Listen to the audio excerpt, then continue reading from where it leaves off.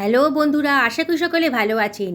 মাখা বেলা ঝামেলা ছাড়াই শুধুমাত্র জলে গুলেই অসাধারণ টেস্টি রেসিপিটা ব্রেকফাস্টে কিংবা ডিনারে আপনারা সহজেই বানিয়ে ফেলতে পারেন। আর এতটাই টেস্টি না, একবার বানালে বারে বারে কিন্তু আপনাদের এটা বানিয়ে খেতে ইচ্ছা করবে।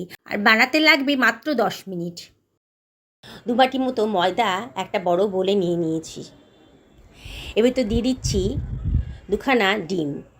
কাঁচা ডিমটা ফাটিয়ে একটা বাটির মধ্যে রেখেছিলাম, সেখান থেকে ওই বোলের ভেতর ময়দার উপর দিয়ে দিচ্ছি ডিমটা। এর ভেতর দিয়ে দিচ্ছি 1/2 টেবিল চামচের বেশি লবণ, আর দিয়ে দিচ্ছি একটুখানি চিলি ফ্লেক্স। দেখতে ভালো লাগবে চিলি ফ্লেক্সটা দিলে পরে দিয়ে দিলাম। এবার আমি সব কিছু ভালো করে মিশিয়ে নিচ্ছি। প্রথমে জল দেব না, ডিম আর ময়দাটাকে ভালো করে মিশিয়ে নেব। দেখুন আমি যেভাবে দেখাচ্ছি আপনারা এইভাবেই করবেন, খুব তাড়াতাড়ি এটা রেডি হয়ে যাবে। তারপরে সব কিছু ভালো করে মিশিয়ে নেওয়ার পর অল্প অল্প জল দিচ্ছি। একবারই বেশি জল দেবেন না, বেশি পাতলা হয়ে গেলে কিন্তু অসুবিধা হবে। অল্প অল্প জল দিয়ে একটা স্মুথ ব্যাটার বানিয়ে নেব। আস্তে আস্তে কিন্তু একটা স্মুথ ব্যাটার তৈরি হয়ে গেছে। এবারে আমি এর ভেতর দিয়ে দিচ্ছি 1 টেবিল চামচ মতো গুঁড়ো দুধ। গুঁড়ো দুধটা দেওয়ার চেষ্টা করবেন, খুব সুন্দর কিন্তু টেস্ট আসবে। আর দিয়ে দিলাম 1 টেবিল চামচ মতন চিনি, দারুণ সুন্দর একটা টেস্টের ব্যালেন্স আসবে। আর দিয়ে দিচ্ছি 1 টেবিল চামচ মতন সাদা তেল দিয়ে সব কিছু আবারও খুব ভালো করে মিশিয়ে নিচ্ছি। দেখুন, দেখেই বোঝা যাচ্ছে ব্যাটারটা একেবারে স্মুথ হয়ে গেছে। এবার এটাকে আমি ঢাকা দিয়ে রাখবো, বাকি অ্যারেঞ্জমেন্টগুলো এবার করে নেব। আমি এখানে 2খানা পেঁয়াজ নিয়ে নিয়েছি, পেঁয়াজের খোসাটা কেটে বাদ দিয়ে দিয়েছি। দেখুন কত পাতলা পাতলা করে কাটছি পেঁয়াজটাকে। আমি 2খানা পেঁয়াজ নিয়েছি, আপনারা ইচ্ছে করলে পেঁয়াজের পরিমাণটা একটু কমিয়ে বাড়িয়ে দিতে পারেন। 2টো পেঁয়াজ এবার কাটা হয়ে গেছে। এবার পেঁয়াজটাকে সরিয়ে দিয়ে আমি একটা শসা নিয়ে নিয়েছি। শসাটাকে আমি আগে থেকে ধুয়ে পরিষ্কার করে নিয়েছি। মাথার অংশ আর পেছনের অংশটাকে কেটে বাদ দিয়ে দিলাম। এবার শসার খোসাটা আমি কেটে বাদ দিচ্ছি।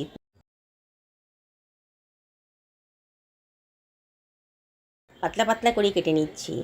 আমি এইভাবে কাটছি, আপনারা আপনাদের পছন্দের মতো শসাটাকে কুচি করে নেবেন। বন্ধুরা, রেসিপিটা বানানো একেবারেই সোজা।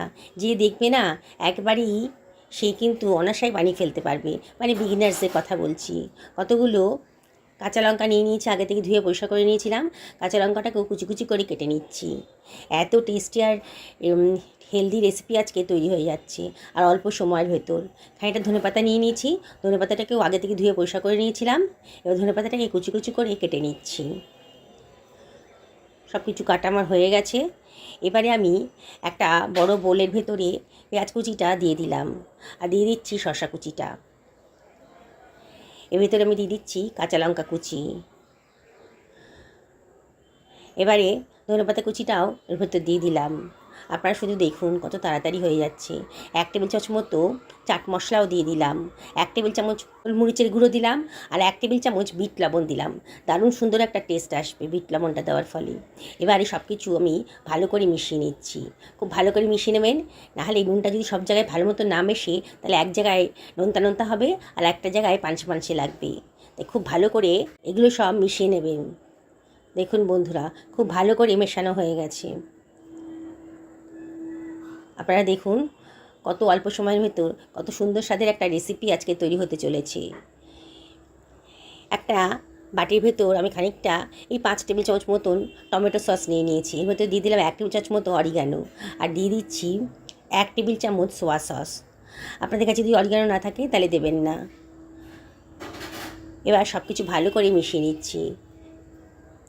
এগুলো দিলে পরে সুন্দর একটা টেস্ট আসে।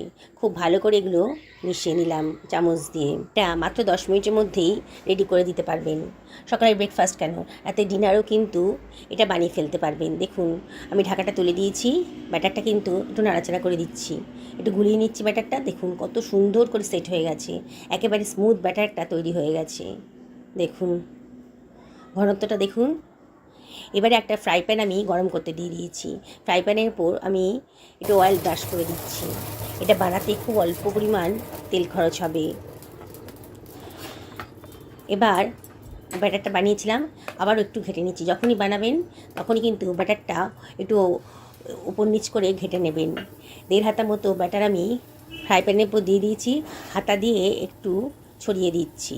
দেখুন যেমন আমরা ধোসা বানাই ঠিক তেমন করে আমি ছড়িয়ে দিলাম। বানানোটা কত সোজা দেখুন। এবার এটাকে আমি ঢাকা দিয়ে রাখবো, তাহলে খুব তাড়াতাড়ি ওপরটা শুকিয়ে যাবে। 30 থেকে 40 সেকেন্ড পরে ঢাকাটা তুলে দিয়েছি। দেখুন ওপরটা কিন্তু একেবারে শুকিয়ে গেছে। এবার ওপরে একটুখানি অয়েল ব্রাশ করে দিচ্ছি,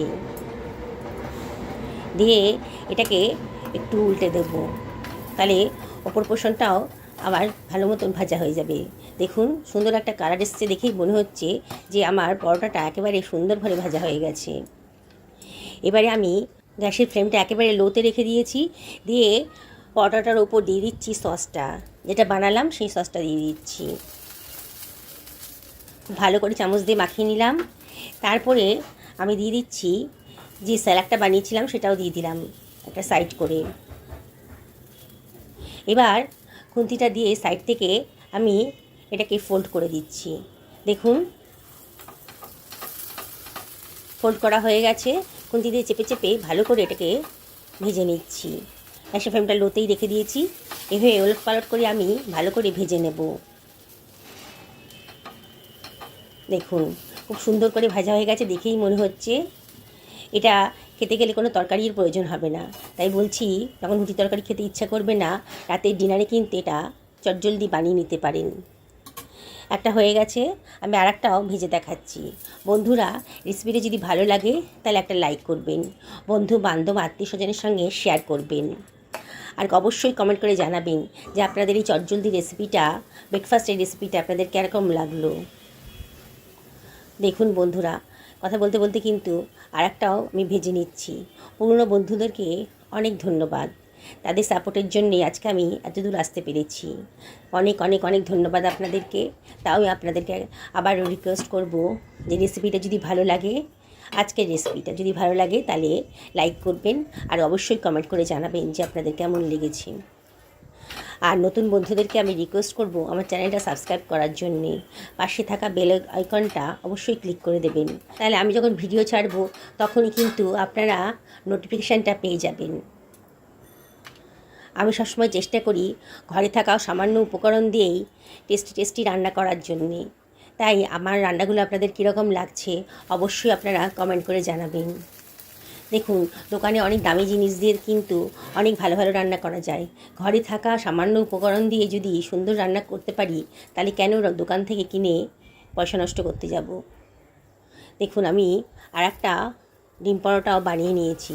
কি বলবেন এটাকে, ডিম পরোটা না নরম এগরোল? বাচ্চাদের টিফিনও দিতে পারেন, হাজব্যান্ডের লাঞ্চ বক্সও দিতে পারেন, আবার এটাকে রাতের ডিনার হিসেবেও খেতে পারেন। দেখুন কত সুন্দর টেস্টি একটা রেসিপি আজকে তৈরি হয়ে গেল সামান্য খরচের ভেতর, যেটা কিনা সবাই খুব ভালো মনে সুন্দর করে খেয়ে নেবে। দেখুন আমার সবগুলো ভাজা হয়ে গেছে। কি আজকে বানাবেন নাকি এই ডিম পরোটাটা? আমি আপনাদের দেখাচ্ছি। এখন খুব গরম আছে, একেবারে কতটা নরম আমি দেখাচ্ছি। দেখুন একটা ছিঁড়েও দেখাচ্ছি, মুখে দিলেই মিলিয়ে যাবে। বাড়িতে যদি কোনো বয়স্ক মানুষ থাকেন তারও কিন্তু খুব ভালো লাগবে এই পরোটাটা। ভেতরে পুরে ঠাসা রয়েছে, মানে স্যালাডের পুর। হেলদি তো অবশ্যই। সকালে ভালো থাকুন এই কামনাই করি।